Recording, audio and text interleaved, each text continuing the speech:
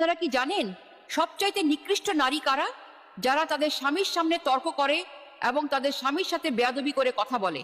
আর যে নারী তার স্বামীকে অশ্রদ্ধা করে কথা বলে, যদি সুখের সংসার চান, আপনার স্বামীকে শ্রদ্ধা করতে শিখুন। পুরুষের সবচেয়ে বড় স্বপ্ন তার পরিবার।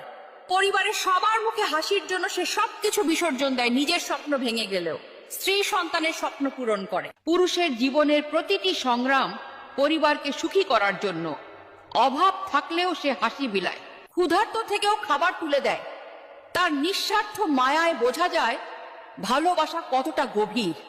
যে স্বামীর প্রতিটি গামের ফোঁটায় পরিবারের ভবিষ্যৎ গড়ে তোলে, তাকে অবহেলা না করে ভালোবাসায়, সম্মান আর শ্রদ্ধায় ভরিয়ে দেন।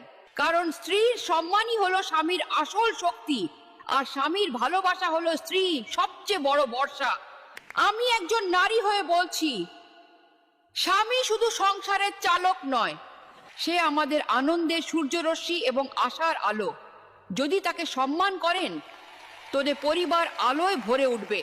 ঠিক যেমন বেশি লবণ তরকারির স্বাদ নষ্ট করে দেয়, একইভাবে স্ত্রী যদি অতিরিক্ত খিটখিট করে, তবে পরিবারের ভালোবাসা নষ্ট হয়ে যায়।